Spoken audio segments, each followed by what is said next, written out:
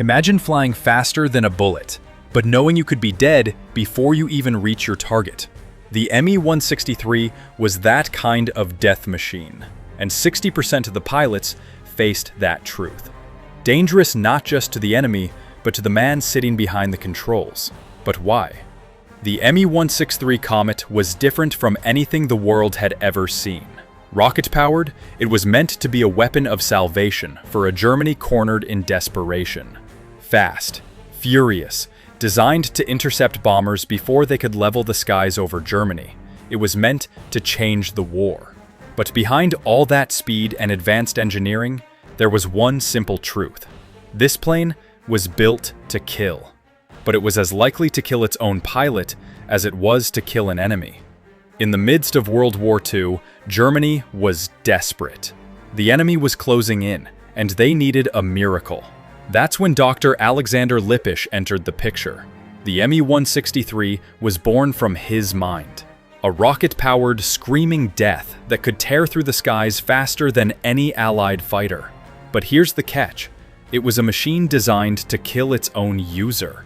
The Komet was born from a terrifying fuel concoction, one that could ignite on its own, sending both plane and pilot into a fiery death. But the promise of speed lured the men in, faster than any other plane. But with it came the grim reality: too fast to survive.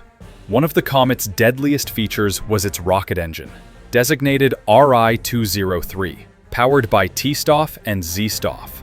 T-Stoff was mostly 80% hydrogen peroxide, with 20% water and trace stabilizers like oxyquinoline or phosphate, while Z-Stoff combined calcium or sodium permanganate with water.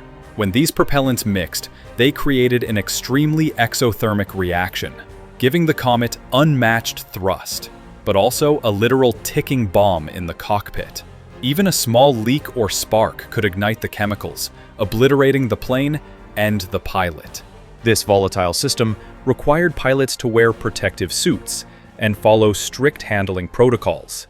Yet accidents on the ground were common. Despite its dangers, the RI-203 engine delivered incredible power, making the Me-163 the fastest aircraft of its era, capable of reaching over 700 miles per hour in minutes. A single spark from the engine or a small leak in the fuel system could turn the aircraft into a fiery grave for the pilot. In fact, there were several instances where Me-163s exploded on the tarmac, not from enemy fire, but from the fuel mixture igniting unexpectedly. Pilots wore protective gear to shield them from the hazardous chemicals, but it was a sickening gamble. A small mistake or even a slight miscalculation, and the Komet pilot would be burned alive or dissolved by the fuel before he could even get into battle. The Me-163 Komet was fast, ridiculously fast. In fact, it was the fastest plane of its time, capable of reaching speeds over 700 miles per hour. But there was a problem. This incredible speed came at the expense of everything else. The Komet was built for one thing: intercepting Allied bombers. But the problem was, the Komet was too fast for its own good. When you're flying that fast, even with state-of-the-art weapons, you don't have much time to shoot. The pilots only had a 2.5-second window to line up a shot before they shot past the target. By the time they tried to fire, they were already too close or too far away. And if that wasn't bad enough, the Komet pilots had to make their attacks while dodging enemy fighters, all while trying not to run out of fuel. The plane didn't have much of a range, so missions had to be brief and effective. But even with all the speed, accuracy wasn't guaranteed. And the price of failure? Instant death. But the real horror came when the Komets hit the ground. When you're flying at over 600 miles per hour and running out of fuel, landing is a nightmare. The Komet was designed for one thing: to hit hard and get out fast. But that meant landing wasn't designed to be smooth. Instead of regular landing gear, the Komet used a jettisonable trolley that would fall off as soon as it took off. So when it came time to land, pilots had to rely on a makeshift expanding skid, a fragile piece of equipment designed to slow down a plane weighing over 7,000 pounds. Landing at that speed meant pilots often had to do it without power. That's right, They were gliding in at insane speeds, hoping they didn't crash into the ground. But here's the thing.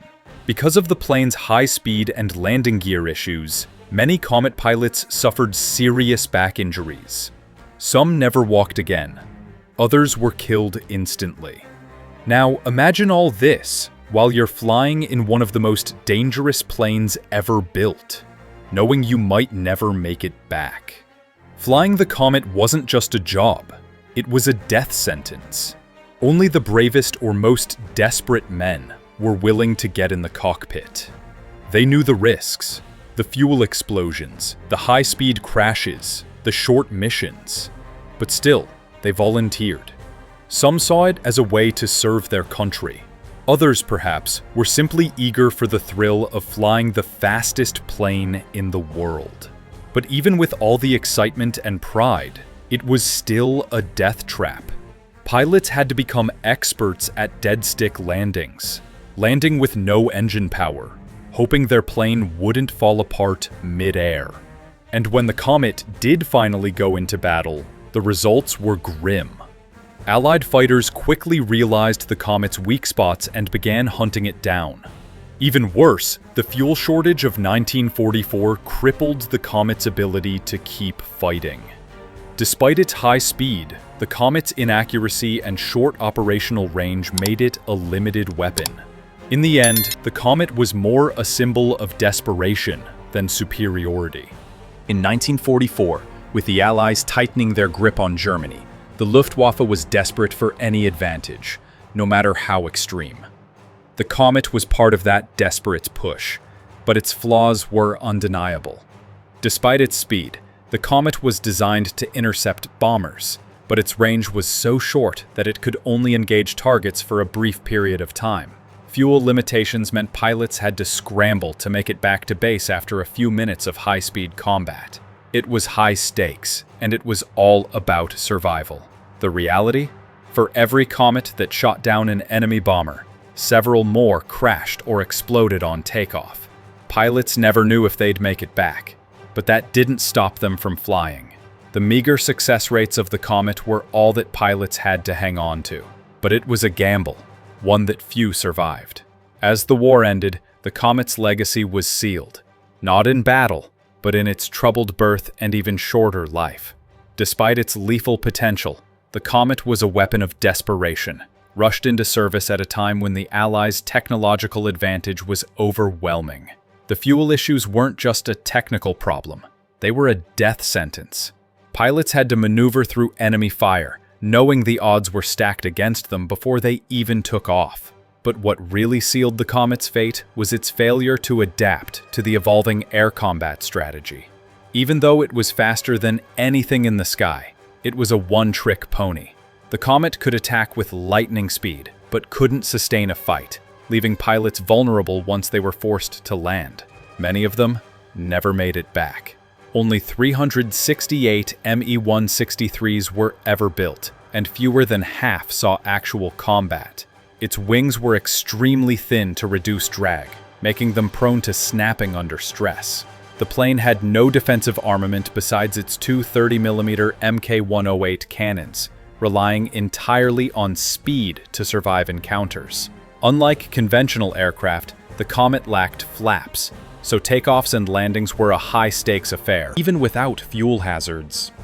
Its rocket engine burned at over 1,500 degrees Celsius, causing metal fatigue in minutes, and pilots reported the cockpit becoming unbearably hot during flight. Despite these flaws, the Komet's innovations influenced post-war jet and rocket-powered aircraft development across the world.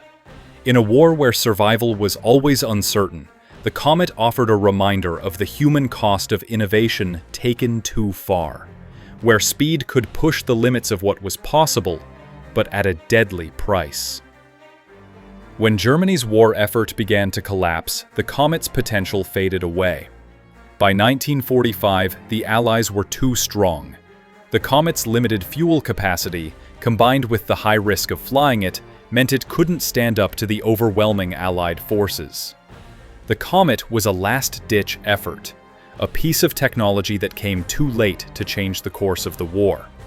For those who flew it, survival was never guaranteed. Many were consumed by the very rocket they trusted. Lieutenant Fritz Kelb remembered, "We didn't just fly rockets. We flew to our deaths, part of a final, desperate hope. It was all or nothing, and nothing is what we got."